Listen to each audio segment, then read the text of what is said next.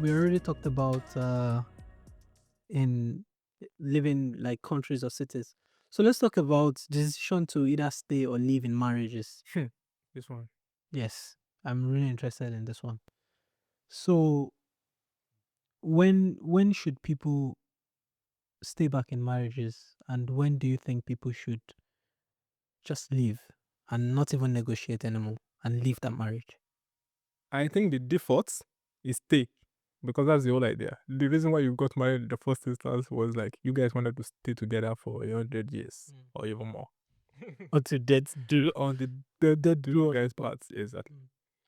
So the default for marriage is staying. Whatever happens, staying. Unless the deal breaker in my own not in my own case, like for me, would be domestic violence. Where somebody wants to kill you. Like literally. Like you don't have peace. It's every day fighting and punching and I know another deal breaker for a lot of people is cheating. Oh, okay. For a lot of people, not you. I mean, to be honest, it's that one. The reason why it's not a deal breaker, I wouldn't say it's not a deal breaker, but the reason why I will still I mean I hope it doesn't happen. So it's easier said than done. Yeah. That has to be said. But the reason why is because I know the stats show that a lot of people are cheating, you know. I'm not cheating, don't look at me. So Disclaimer. disclaimer. He doesn't cheat. So to you know what? Maybe just do whatever you want to do. If you think it's a deal breaker for you, all well and good. Maybe you just But for example, with cheating, yeah. some people say that. I know some. I've heard. Let me not say I know. I've heard some people like some. It's very popular saying that if you are cheating, I know you are cheating, but I should not catch you, sha. Like it's okay to cheat. Like no, it's okay if you cheat, and I'm not aware of it. You understand? And some people believe that I believe my partner is cheating, but I've not caught this partner, and And as long as I've not caught you, I'm good. you're still good. But I'm like, I don't know whether it's the right way to think or the wrong way to think. So let me just categorize it and say the two things that I think should be deal breakers should be cheating and issues that of domestic violence where somebody can literally kill another person. Should we say cheating, or should we put it under a bigger umbrella? Because for me, I would say that Infidelity. maybe not infidelity, maybe just like betrayal. So whatever betrayal is to you, because I think it will be very, very difficult for you to be in marriage with someone who betrays you. Because in marriage is where you're like most vulnerable. I believe you should be most vulnerable, like most naked. Like, you should not be in marriage and you're still being protective. So most vulnerable. So I'll just say whatever betrayal, me in my own categorization. But that defeats the whole purpose. You know, the ideal of marriage being where it's not all about everything being good, but perhaps even most of the time, like perhaps even the beginning of the marriage, perhaps even the first 10 years would be tumultuous. Of course, I The believe like so. period of understanding each other, learning how to really understand this person, learning How to live with how them. to live with them. Yes, I know. It might take up to 10 It years. might take up to 10 years because before you know it, it's 2 is gone, 5 is gone, Yes. 10 years. So, and you see, people are not able to, you see, I don't think divorce are happening after 10 years. I think divorce are not even getting up to 10 years lately. I know divorce are like less than 2 years. Exactly. So then what's like the whole point of getting married in the first instance when you cannot even like live past 2 years and you guys are not punching each other, there is no cheating involved, you know. People live for money. Like that's I would not really, I don't really get that. Yes, I don't really get that one. But are you saying that betrayal is not enough reason to leave? Betrayal, like can you give an example of such betrayal? So it That is now not depends on cheating what and that is not domestic violence. That's what I'm saying. Like, it depends on what What you you. call I don't. betrayal. Yes, because it depends on because to some people they might have agreements that although I'm married to you, but is it okay for me to see someone else? You understand? Mm. So when such a man or such a woman sees someone else outside, it might not be betrayal to the man because there's an agreement or they already know from the one. Say, for example, some people right from when they were dating, they will say that, my partner, I know he's always moving around with ladies. Um, so I think this discussion is like, this I is guess betrayal can be part, like, because it can come in any form. in any form But I'm because just trying to understand, like, the example of I don't just, but I guess yeah, it can come. I think cheating should be under betrayal. Yes, Like, absolutely. so you should be betrayed because if you have a partner and you say The that, betrayal of trust. for example, my partner knows that drinking this full cup of water can kill me, Mm-hmm. and they somehow lure me to drink it. But your partner wouldn't do that though. That's what. But that's already That going means to my the partner should not betray me. that's already going to the umbrella of things that they can really do to kill you or something. Yes, that's what I'm saying. Yeah. So that's betrayal, Yeah, for yeah, example. yes, that can definitely. So you know that this person doesn't eat this thing, or Yeah, because the moment you do that, you can might as well say the love is no longer there. So okay, say for example, as well, you might say that it might be something trivial, you know. Okay, But if it's something trivial, okay. Let's say for example, no grounds for divorce for me. okay. Let's say for example, a party in the marriage Mm-hmm.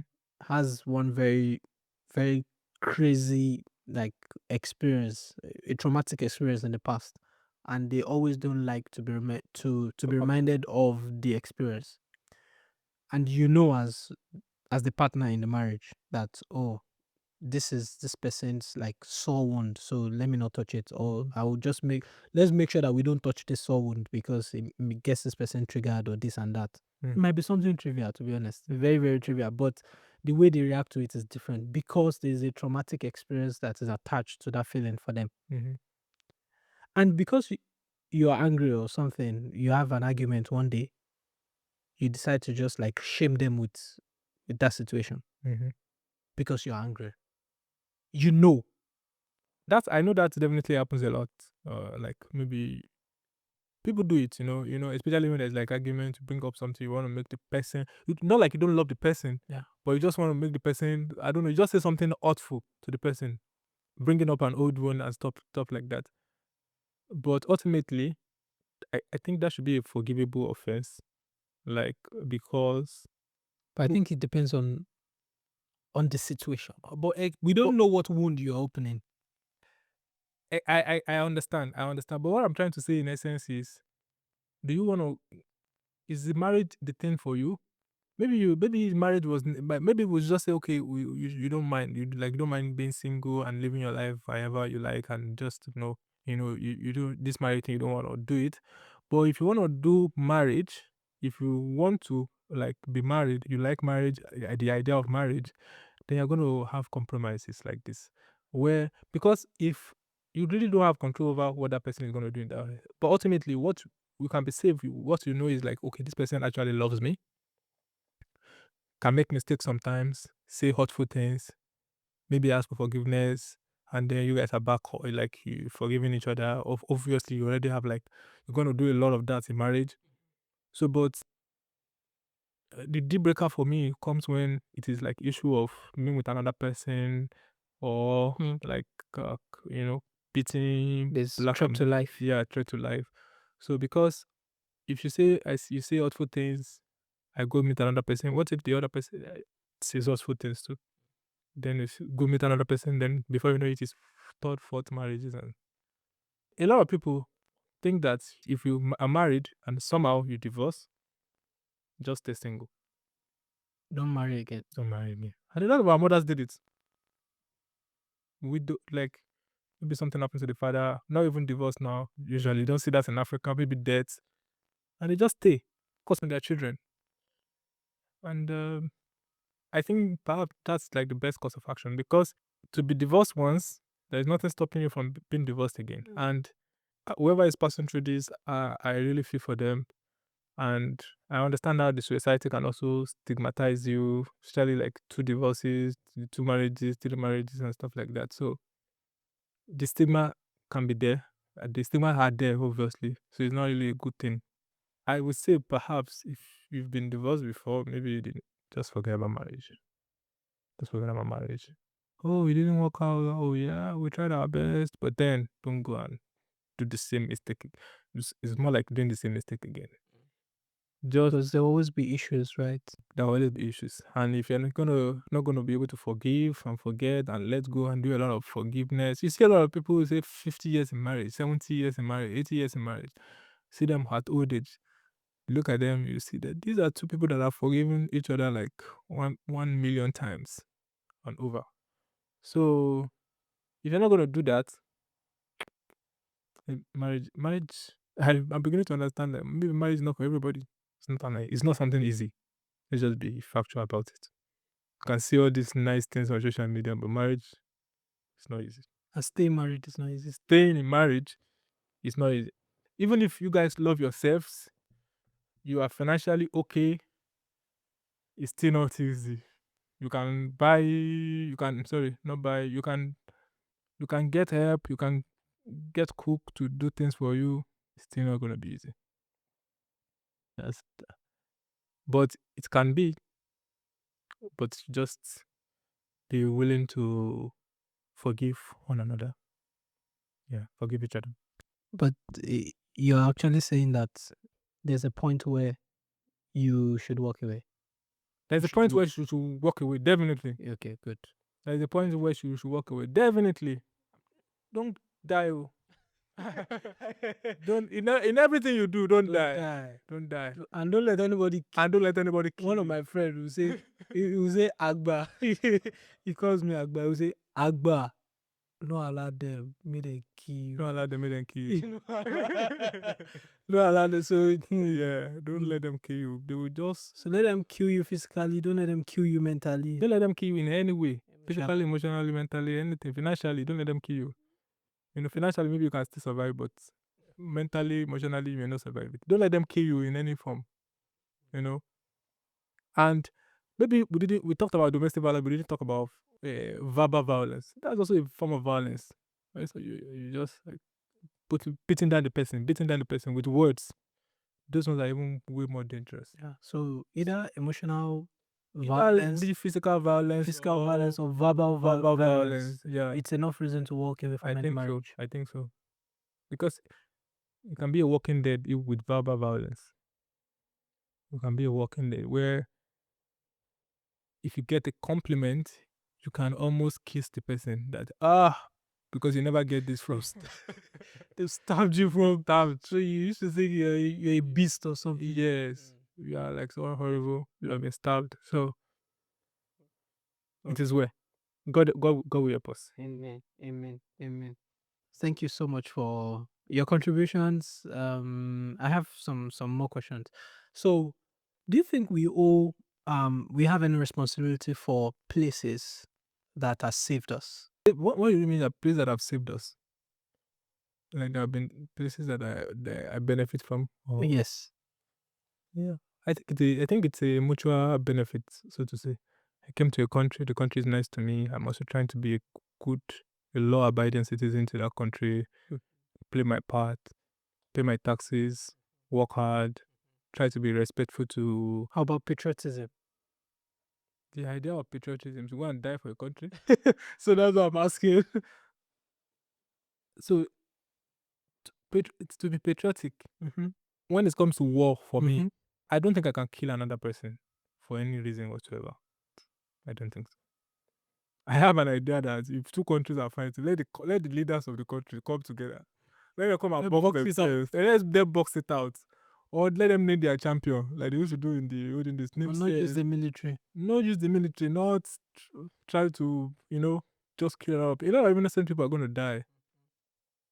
I'm not that kind of person. I don't think I can. They are like, I can. It's tricky. It's tricky for me. But the whole idea of killing another person for a war that may not lead to anything eventually. They're gonna they're gonna have peace deal eventually. They're gonna cease fire eventually. And the soldiers. And the people that have died. People that have been injured have been injured. So why can't we just do the first thing that we're going to do eventually? Like why can't we just do the right thing that we're going to do eventually, which is to talk it out and have a common ground eventually, you know? War is never I don't think war is a good idea for me. But I always have a question whereby you keep running from war, but war keeps coming to you. Where like you are the peacemaker and the troublemakers are coming to you. What do you do? That's maybe a philosophical question that I don't have answer to. But ultimately, I believe in no violence, way of life in any form. Like I think that's the best. Like we could just love one another. The problem becomes solved. Yeah. Okay, thank you so much for that. So, a question for you. So, in hindsight, do you have any situation where staying back, staying shaped you? One thing I'm grateful for that I did at least is that I stayed in my career. I didn't jump ship. I didn't say, oh, Bitcoin is the next thing now. Ooh, carry on my money, put it in Bitcoin or something like that. Or now everybody's talking about AI. Oh, AI is the next thing. Forget about software engineering. Forget about this one. Oh yeah, jump into AI. Forget about this. I mean, or no, now it is going to be whoever is going to be robotics in the future. Or now so drop everything. So I'm happy that at the time it used to be chemical engineering, Yes. doctors, medicines, like nurses. Maybe not so much of nurses, but doctors definitely, and chemical. Nigeria now is like we have oil, petrochemical engineering, chemical engineering. So that used to be like the holy grail of careers then, But I'm happy that I stayed in my lane, and I think that everybody should learn to stay in their lane because there is really no lane that is not a good lane.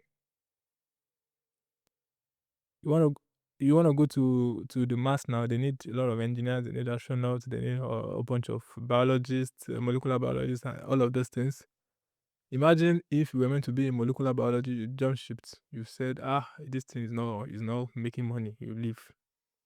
So I think what a lot of people do is they stick with something. They just want to become the professor. All of it, like they can see the end, but they're not willing to wait out the process.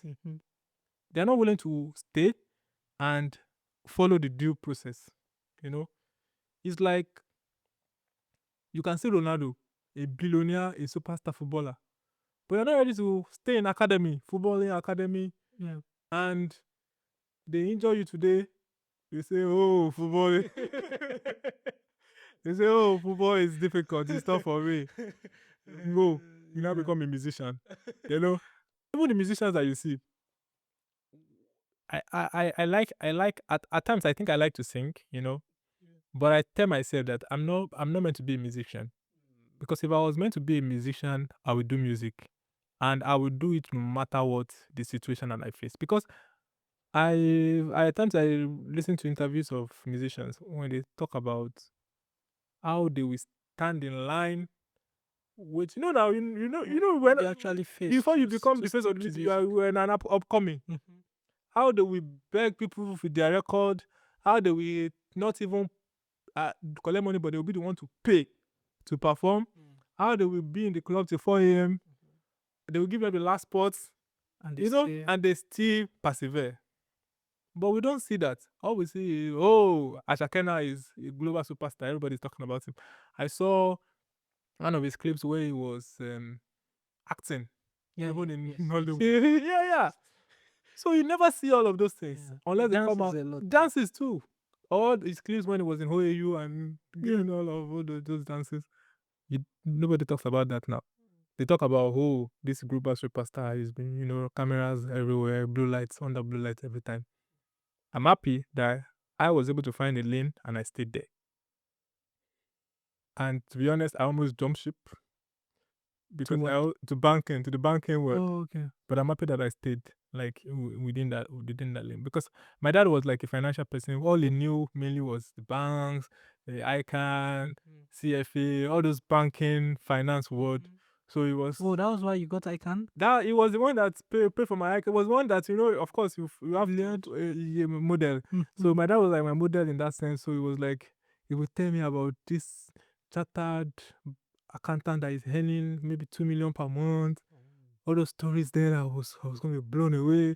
If I can get chartered institute broker, stock broker, the certifications, you can get all of this bunch of certifications, CFA. Even to today, he still wants me to do CFA.